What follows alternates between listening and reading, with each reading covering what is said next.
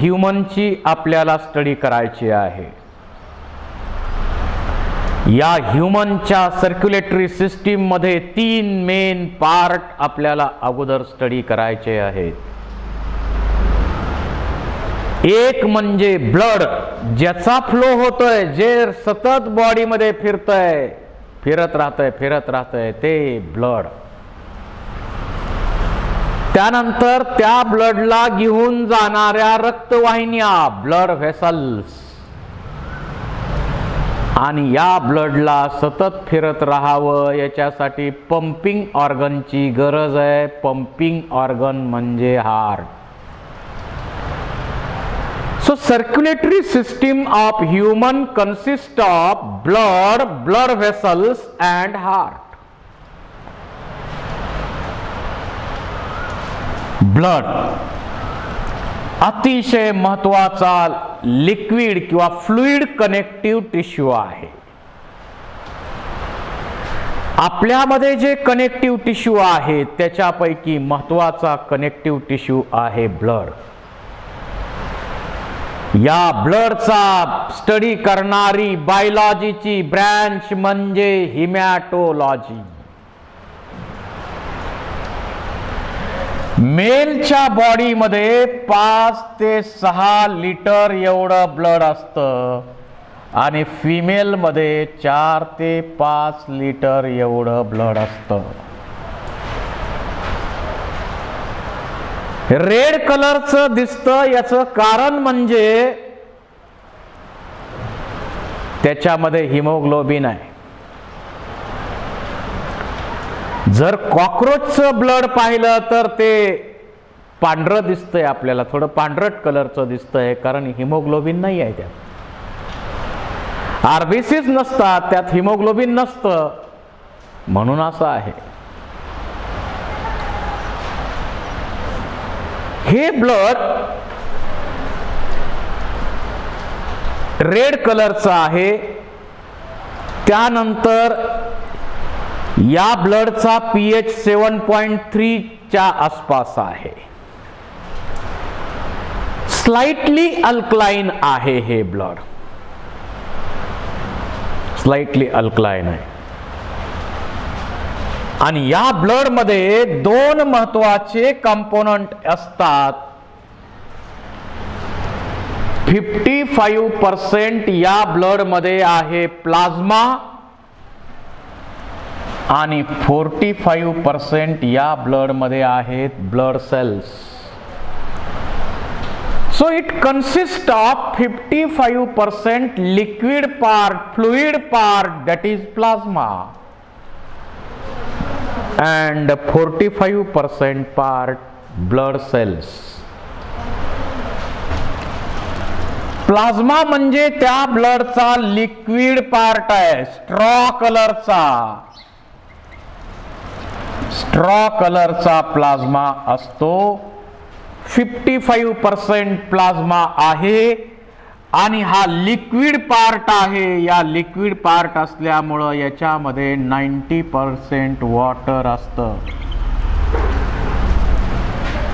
90% water आहे. 7% त्याच्यामध्ये वेगवेगळ्या टाईपचे प्रोटीन्स असतात. प्रोटीन म्हटलं तर albumin, blood कोलायडल osmotic pressure maintain करण्यासाठी, ऑस्मोसिस साठी इथं अल्ब्युमिन प्रोटीन आहे.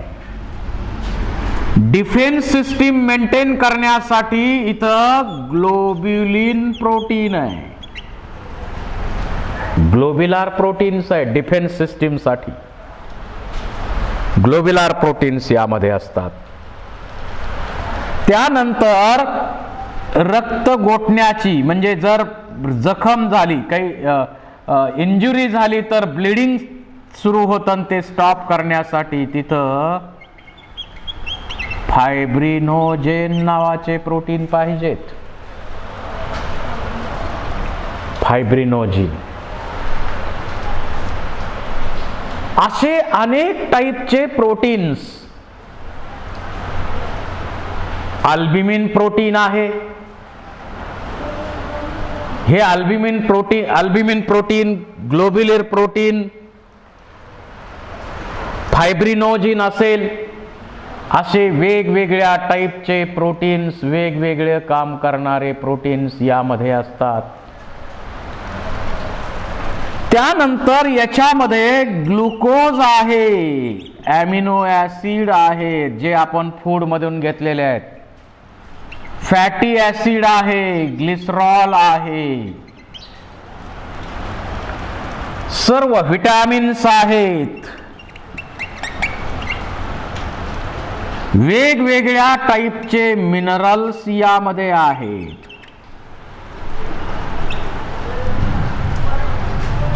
सॉल्ट्स आहेत, मिनरल्स आहेत, विटॅमिन्स आहेत, ॲमिनो ॲसिड्स आहेत, फॅटी ॲसिड आहेत, ग्लिसरॉल आहे, ग्लुकोज आहे. त्याचबरोबर वेगवेगळ्या टाईपचे हार्मोन यामध्ये आहेत. वेगवेगळ्या टाईपचे हार्मोन सुद्धा ब्लड मधूनच कॅरी केले जातात. आणि हे सर्व काम म्हणजे मेन जो ट्रान्सपोर्ट आहे, वेगवेगळ्या कंपाऊंडचा ट्रान्सपोर्ट करण्याचं काम या प्लाझ्मा मधून होतं. त्यामुळं मेजर कॉन्स्टिट्यूएंट प्लाझ्मा मध्ये असतात. मेजर कॉन्स्टिट्यूएंट त्यामध्ये प्लाझ्मा मध्ये असतात, कारण वेगवेगळी कामं याला ट्रान्सपोर्टची करावी लागतात. गॅसेस सुद्धा थोड्याफार प्रमाणात आहेत. असे वेगवेगळे ऑर्गॅनिक आणि इनऑर्गॅनिक कंपाऊंड जे असतात ते इथं असतात आणि त्याचा वेगवेगळ्या कंपाऊंडचा ट्रान्सपोर्ट करणं हेच प्लाझ्माचं मेन फंक्शन आहे. बाकी सेल कशासाठी आहेत? सेल एक तर आरबीसी म्हटलं तर O2 आणि CO2 चा ट्रान्सपोर्ट करण्यासाठी आरबीसी असतात. रोग प्रतिकार शक्ती डिफेन्स मेकॅनिझम साठी WBC असतात. आणि जर इंजुरी झाली तर ब्लिडिंग सुरू होतं, ते रक्त गोठून ते सील रक्तवाहिनी जे फुटलेली आहे ती फुटलेली रक्तवाहिनी सील करण्यासाठी प्लेटलेट आहेत. तर मेन पर्पज ब्लड सेलचा, ब्लड कार्पस्कलचा काय आहे? आरबीसी चा transport of O2 and some amount of CO2. इथं प्लाझ्मा मध्ये पण मोठ्या प्रमाणावर CO2 बायकार्बोनेटच्या फॉर्म मध्ये आहे. त्यामुळे पीएच मेंटेन व्हायला सुद्धा मदत होते. Transport of O2 and CO2 हे आरबीसी चं मेन फंक्शन आहे. WBC जे आहेत त्या सगळ्या WBC डिफेन्स सिस्टीमशी संबंधित आहेत.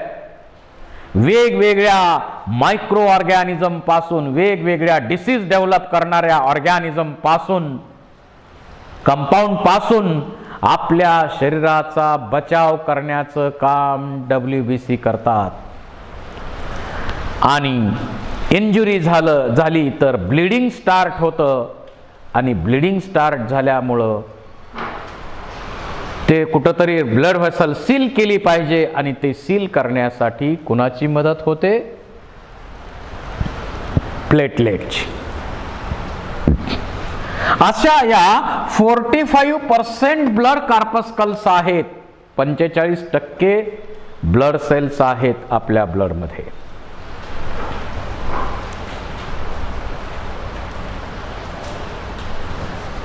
यामध्ये आरबीसी महत्वाचे. आता रेड ब्लड कार्पस्कल्स किंवा त्याला आपण म्हणतो इरेथ्रोसाइट्स.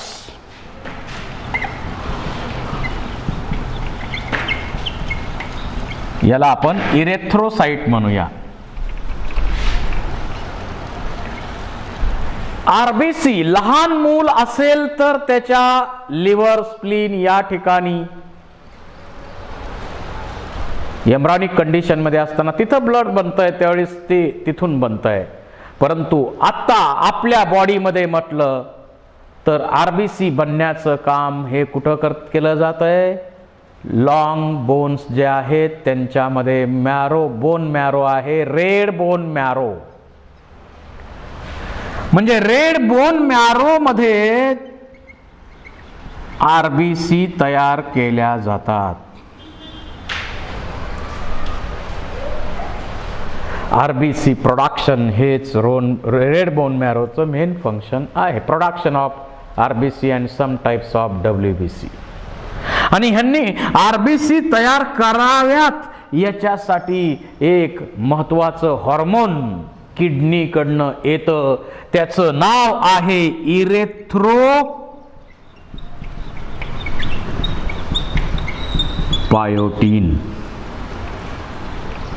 इरेथ्रोपायोटीन. इरेथ्रोपायोटीन हे किडनीकडनं तयार केलं जाणारं एक हार्मोन आहे. ते बोन मॅरोकडं जाणार आणि बोन मॅरोला सांगणार तुम्ही आरबीसी प्रोडक्शन स्टार्ट करा. So it stimulate the RBC production in bone marrow.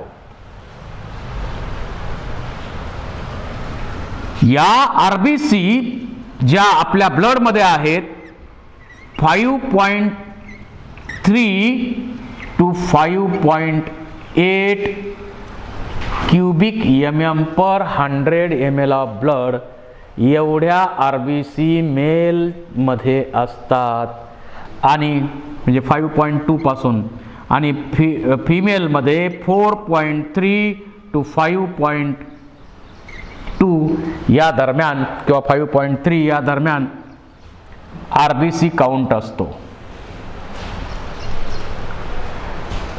एवढ्या मोठ्या प्रमाणात आरबीसी आहेत. जर डब्ल्यूबीसीचं कंपॅरिझन केलं तर 600 आरबीसी इक्वल टू 1 डब्ल्यूबीसी.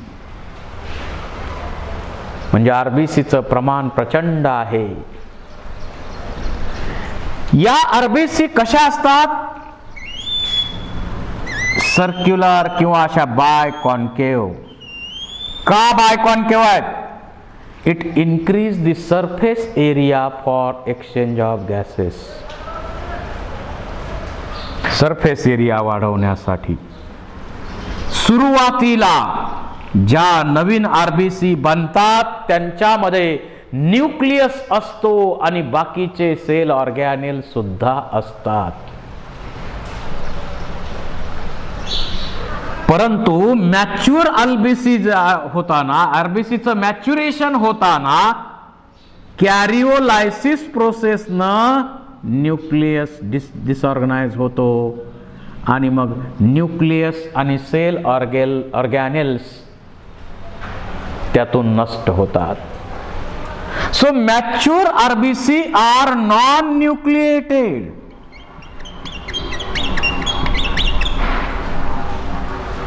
प्रश्न निर्माण होईल की आरबीसी आपल्या नॉन न्यूक्लिएटेड आहेत.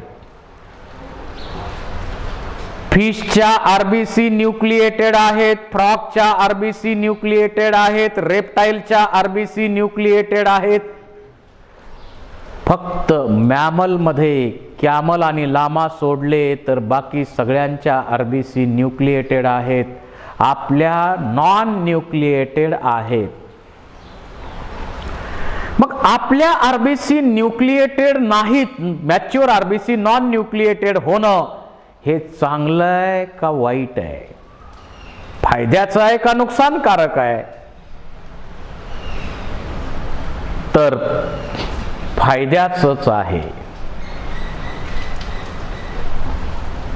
कारण न्यूक्लियस राहिला असता, सेल ऑर्गॅनेल आरबीसी मध्ये राहिले असते तर स्वतःच्या ऍक्टिव्हिटीज करण्यामध्ये बराचसा भाग खर्च झाला असता, एनर्जी खर्च झाली असती, जागा व्यापली असती आणि हिमोग्लोबिनला जागा कमी मिळाली असती.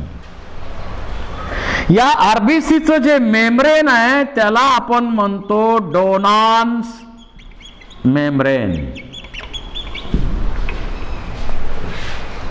आणि मग मॅच्युअर आरबीसी मध्ये न्यूक्लियस सेल ऑर्गॅनेल नसल्यामुळं फक्त फक्त फक्त फक्त फक्त फक्त इथं स्ट्रोमा आहे. आणि या स्ट्रोमा मध्ये हिमोग्लोबिन मोठ्या प्रमाणावर आहे. मोठ्या प्रमाणावर हिमोग्लोबिन भरलेलं आहे.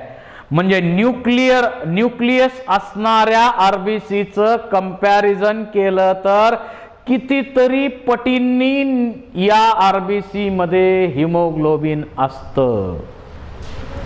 म्हणजे हिमोग्लोबिन जास्तीत जास्त त्यात वाढवावं हा खरा तर न्यूक्लियस आणि सेल ऑर्गॅनेल नसण्यामुळं मागचा उद्देश आहे. नॉन न्यूक्लिएटेड आहे. याचं एक्झाम्पल आरबीसी नॉन न्यूक्लिएटेड का झाल्या असा क्वेश्चन काही ठिकाणी विचारला जातो. याचं एक्झाम्पल तुम्हाला मी देतो. पूर्वीच्या काळात आपण एक्झाम्पल राहुल गांधींचं देत होतो. राहुल गांधी एकदा मुंबईच्या दौऱ्यावर आले होते आणि कॉलेजमध्ये त्यांना एका कार्यक्रमासाठी बोलवलं होतं. तिथं त्यांना क्वेश्चन विचारला गेला की आता सलमान खान आणि राहुल गांधी यांना प्रश्न प्रत्येकजण विचारणारच आहे की तुमचा कार्यक्रम कधी आहे, लाडू कधी आहेत, आम्हाला बोलवणार की नाही, नाही जरी बोलवलं तरी आम्ही इथून समाधान मानू, पण लवकर लग्न करा.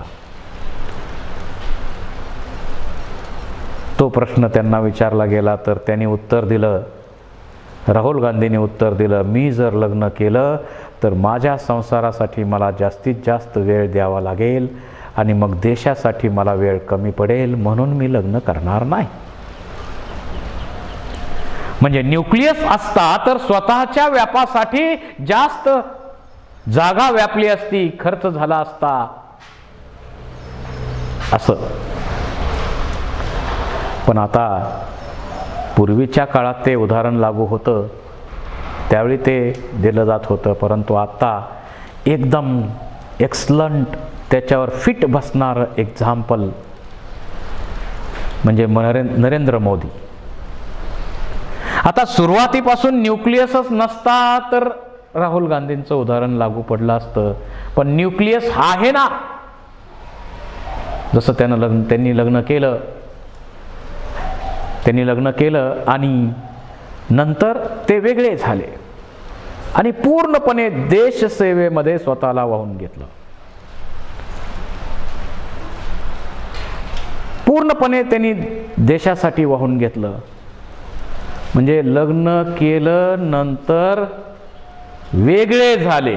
न्यूक्लियस होता, आता तो न्यूक्लियस डिजनरेट झाला आणि पूर्ण एरिया जो आहे तो haemoglobin haemoglobin haemoglobin haemoglobin haemoglobin साठी उपलब्ध केला.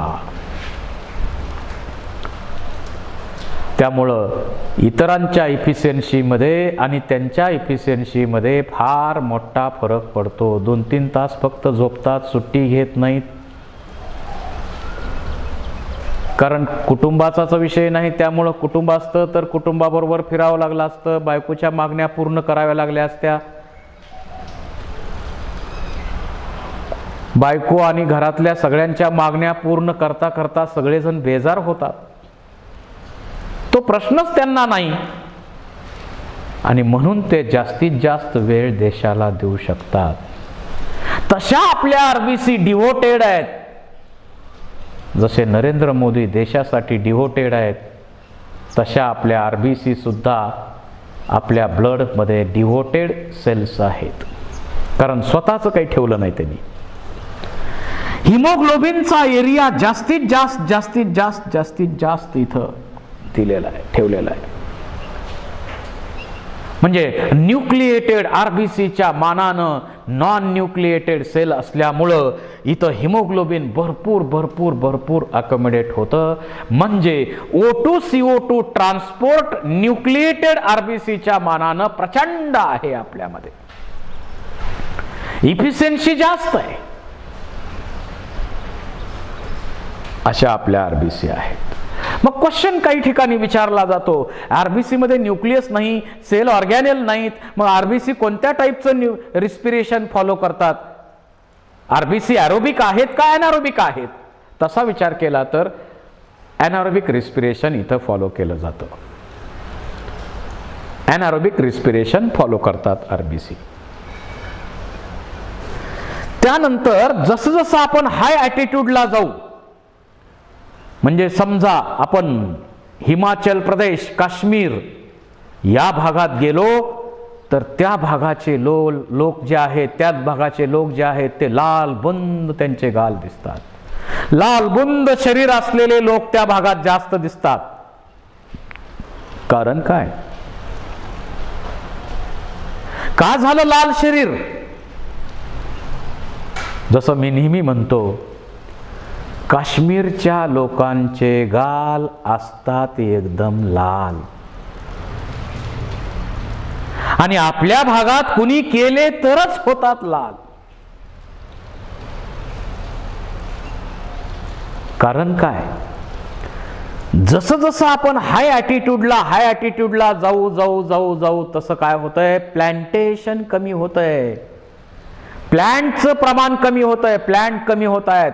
आणि जसं जसं प्लांट कमी होत आहेत तसं तसं काय होतंय? वरती बर्फ आहे, फक्त बर्फ आहे. ऑक्सिजनचं प्रमाण कमी, प्लांट कमी म्हणजे ऑक्सिजन कमी. आणि मग आपले जे सैनिक आहेत ते सियाचीन म्हणा किंवा त्या भागात टायगर हिल्स म्हणा किंवा या सियाचीन भागात म्हणा किंवा काश्मीरच्या टायगर हिल्स वगैरे तशा प्रकारच्या हिली एरियामध्ये राहणं अतिशय कठीण आहे. बाहेर पडलं, बर्फात गेलं, कुठं खाली गेलं, कुठं सापडायचा विषयच नाही. इतक्या कठीण परिस्थितीमध्ये आपल्या देशाचं संरक्षण ते करत असतात. तर अशा हाय टाईड एरिया म्हणजे हाय ॲटिट्यूडला जर गेलो आपण तर काय होतंय? प्लांटेशन कमी. प्लांटेशन कमी म्हणजेच त्याचा दुसरा अर्थ काय घ्यायचा? ऑक्सिजन कमी. ऑक्सिजन कमी म्हटल्यानंतर आपल्या बॉडीमध्ये काय केलं जातंय? हिमोग्लोबिनचं, या आरबीसीचा काउंट वाढवला जातोय.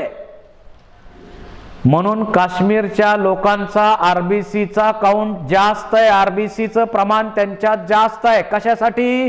To take more and more oxygen, RBC count get increase.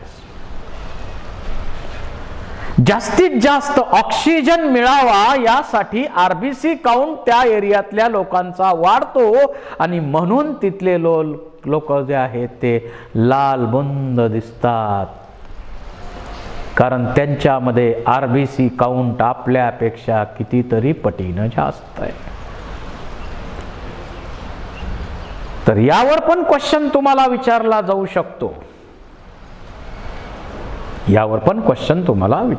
शकतो. तर या आरबीसीचं लाईफ किती आहे? 120 दिवसांचं लाईफ आहे. या आरबीसीचं लाईफ किती? तर 120 दिवसांचं लाईफ आहे.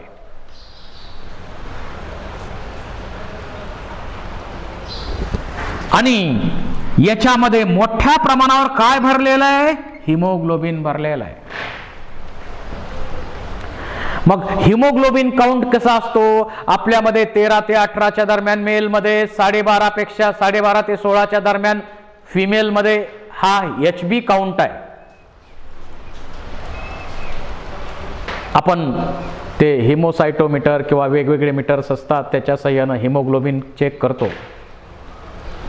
12.5 पेक्षा जास्त असेल, 11.5 12.5 पेक्षा जास्त असेल तर फिमेलमध्ये नॉर्मल काउंट आहे आणि 13 पेक्षा जास्त असेल तर मेलमध्ये नॉर्मल काउंट आहे. आता हे हिमोग्लोबिन जे आहे ते कशाने बनलेलं आहे? याच्यामध्ये हिम हा आयर्न कंटेनिंग कंपाऊंड आहे. हा आयर्न कंटेनिंग कंपाऊंड आहे आणि त्याच्या बरोबर आहे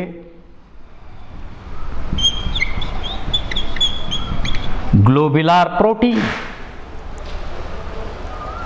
हिम आणि ग्लोब्युलर प्रोटीन इथं आहे. या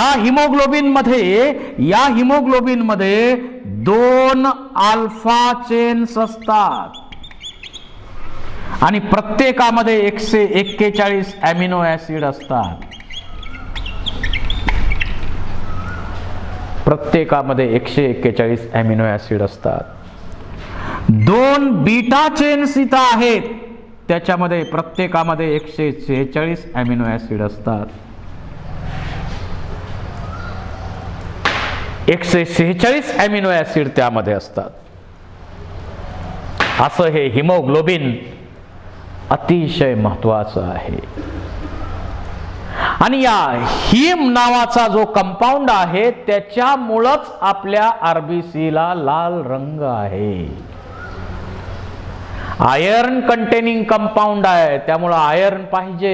हिमोग्लोबिन बनवण्यासाठी आयर्न पाहिजे. जर का आपल्यामध्ये हिमोग्लोबिन कमी झालं तर आयर्न जास्त असलेले कंपाऊंड आपल्याला खायला दिले जातात.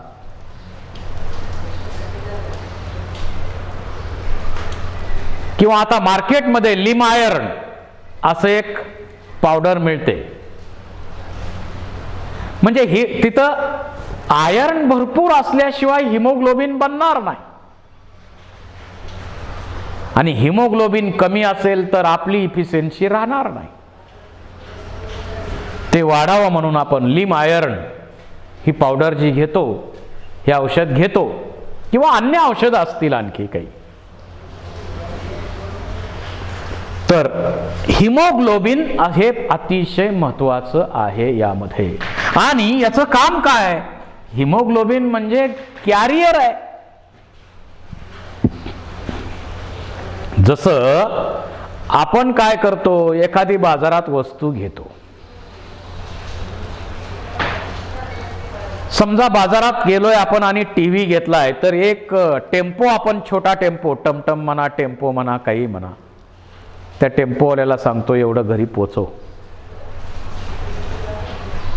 आणि घरी आल्यानंतर पुन्हा आपण इथून पण काहीतरी द्यालो. समजा आपण वाटलं की काहीतरी आमच्याही घरचं एवढं सामान आहे, जरा दुसरीकडे पोचव. म्हणजे हा टेम्पोवाला काय करतो, इकडून तिकडं हे सामान पोचवायचं काम करतो. हिमोग्लोबिन सुद्धा ऑक्सिजन 97 to 98% ऑक्सिजन पोचवतो. 97 to 98% ऑक्सिजन पोचवतो आणि थोड्याफार प्रमाणामध्ये CO2 सुद्धा तो ट्रान्सपोर्ट करतो in the form of carbamino haemoglobin. थोड्याफार प्रमाणामध्ये CO2 चा ट्रान्सपोर्ट करतो कार्बॅमिनो हिमोग्लोबिनच्या फॉर्म मध्ये. आणि ऑक्सिजनचा ट्रान्सपोर्ट मेनली तो करत असतो, हिमोग्लोबिन करत असतं ऑक्सी हिमोग्लोबिनच्या रूपानं. ज्याप्रमाणे आपण टेम्पो लावला, सामान इकडून तिकडं नेलं, त्याप्रमाणे ऑक्सिजन भरपूर पोचवायचा आणि थोडाफार कार्बन डायऑक्साईड घेऊन यायचं. अशा प्रकारचं काम हे हिमोग्लोबिन करत असतं. आता या आरबीसीचं नंतर काय होतं, 120 दिवसानंतर काय होतं? 120 दिवसानंतर त्यांचा डेथ होतो, मृत्यू होतो. मग या डेड आरबीसी कुठं न्यायच्या? या डेड आरबीसी कुठं घेऊन जायचं? तर या डेड आरबीसी पुन्हा एकतर लिव्हर, स्प्लीन या ठिकाणी न्यायच्या. त्या स्प्लीनला म्हटलेलं आहे ग्रेव yard of RBC. Dead RBC साठवून तिथे ठेवल्यात त्यांनी, ग्रेव यार्ड ऑफ आरबीसी. लिव्हर कडे आल्यानंतर काय करणार? लिव्हर काय करणार? आरबीसीचं डेड आरबीसी आता नको आहेत, या डेड आहेत, परंतु डेड असलं तरी त्यातलं काही महत्वाचं असेल तरी काढून घ्यायचं आहे. डेड सेल आहेत, परंतु त्यातलं महत्वाचं काय असेल तर काढून घ्यायचं आहे. आणि म्हणून या आरबीसीचं ब्रेकडाऊन होतं. याच्यामध्ये हिमोग्लोबिन आहे, या हिमोग्लोबिन मधलं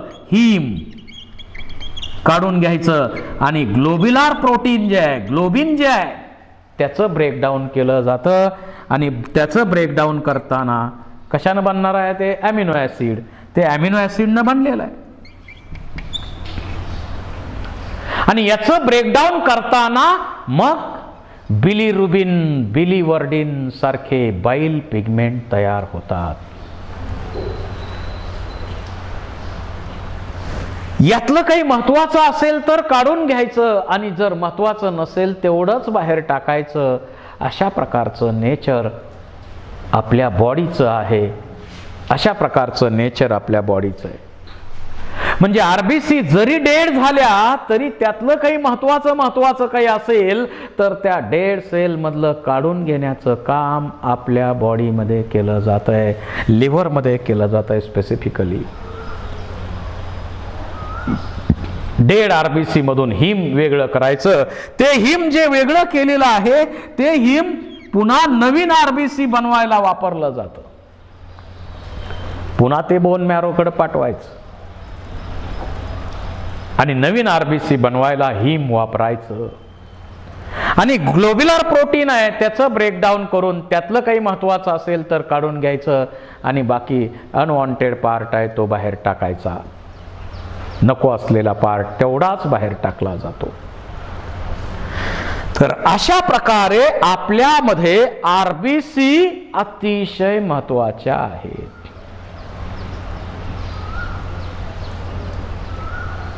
आरबीसी बद्दल एवढी माहिती असेल तर आपल्याला काही प्रॉब्लेम येणार नाही. कुठलेही MCQ यामुळं आपल्याला सोडवणं शक्य आहे. आरबीसीचा काउंट वाढणं किंवा आरबीसीचा काउंट कमी होणं या पण काही डिसऑर्डर आहे. इरेथ्रोपेनिक इरेथ्रोसायटोसिस अशी त्याला नावं आहेत. तुम्ही ते पाहू शकता.